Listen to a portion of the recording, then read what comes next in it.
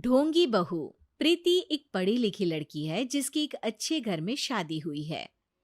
प्रीति का पति राहुल एक मल्टीनेशनल कंपनी का मैनेजर है जो आधे महीने विदेश में ही रहता और छोड़ जाता है अपने मम्मी पापा को प्रीति के भरोसे, जिसे इस देश को सुधारने की चुल ने परेशान कर रखा है। मम्मी पापा, कल एक डॉग वैक्सीनेशन का शिविर है तो मैं वहीं पूरा दिन रहूंगी। आप मेरे लिए खाना मत बनवाना।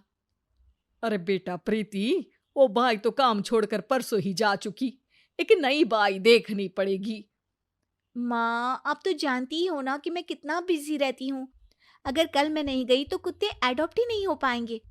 देखिए, हम इंसान तो बोलकर अपनी तकलीफों को बता सकते हैं, लेकिन वो बेचारे, उन्हें हमारी ज्यादा जरूरत है मम्मी। अरे बोल के भी हम क्या हासिल कर पा रहे हैं। अब ठीक है बेटा, तू जा, मैं खाना बना लूंगी। ऐसा पहली बार नहीं हो रहा था।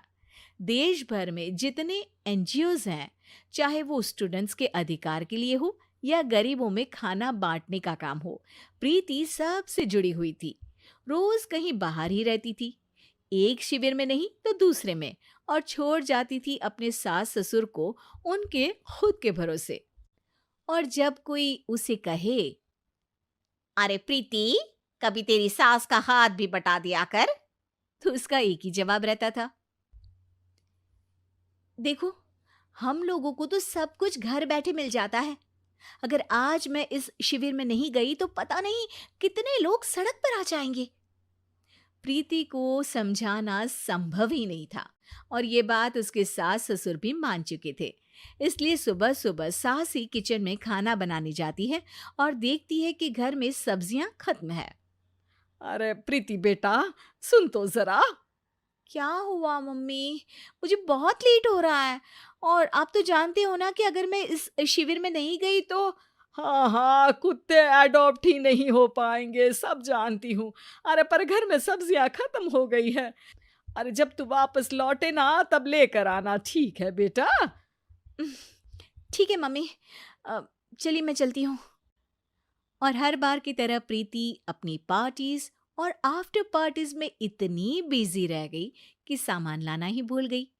बात केवल सब्जियों की नहीं थी, लेकिन प्रीति हर रोज किसी नए शिविर में निकल जाती थी, अपने सास ससुर को अकेला छोड़कर। एक हफ्ते बाद प्रीति के ससुर जी के हाथ में दर्द होने लगा। अरे बेटा प्रीति, पापा जी के हाथ में बहुत दर्द हो रहा है। आज इनको डॉक्टर के पास लेकर जाना पड़ेगा। "अम, ठीक है माँ, आप हो आओ, मैं बाहर ही खा लूंगी। अरे बेटा, मैं कैसे ले जाऊं? ये काम तो हमेशा राहुल ही करता था, और मुझे तो डर है कि कुछ ज्यादा बड़ी बीमारी ना हो जाए। उफ़ो, आज मुझे मेडिकल शिविर में जाना है। बेचारे बड़े बुजुर्ग जिनके अपने फैमिली वाले उनका ध्यान नहीं रखते, उनका पूरा मेडिकल चेकअप होगा। अगर मैं नहीं गई तो आप तो जानते ही हो, उनका चेकअप नहीं हो पाएगा। और हाँ बेटा, तू जा, मैं कुछ ना कुछ कर लूंगी। प्रीति के सास और ससुर दोनों ही काफी समय से प्रीति को समझाना चाह रहे थे कि उन्हें भी मदद की जरूरत है, लेकिन अब तो पानी सर के ऊपर जा चुका था। उधर प्रीति शिविर में पहुंचकर सबसे मिल रही थी। काफी भीड़ थी और प्रीति इंस्टाग्राम पर फोटोज अपडेट करे जा रही थी। तभी प्रीति की दोस्त रीना उसके पास दौड़ती हुई आती है। अरे प्रीति, जल्दी चल। अरे क्यों, क्या हुआ? अरे तू अभी सवाल मत पूछ और चल मेरे साथ। प्रीति रीना के साथ जाती है तो देखती है कि गरीब बुजुर्गों की लाइन में प्रीति के सास ससुर भी खड़े हैं। प्रीति को समझ में नहीं आता कि ये क्या चल रहा है। उसके ऑर्गेनाइजेशन में सबकी नजर उसके सास ससुर पर थी, और प्रीति को लगा कि बात उसकी इज्जत पर आ गई है। माँ, पापा जी, आप दोनों यहाँ क्या कर रहे हैं? आप तो जानते हो कि ये शिविर गरीबों की मदद करने के लिए बनी है, और आप इसका मजाक उड़ा रहे हैं इस तरह से लाइन में खड़े होकर। अरे बेटा, हम भले ही गरीब ना हो, पर जरूरतमंद तो है ही। हमारा भी कोई ध्यान रखने वाला नहीं है।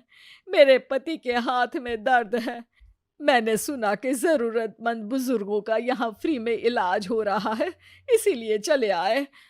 अ, नहीं, मतलब मैं तो प्रीति को समझ में आ गया था कि समाज को संभालने से पहले उसे अपना घर संभालना चाहिए और वो सर झुकाकर अपने सास ससुर से माफी मांगती है।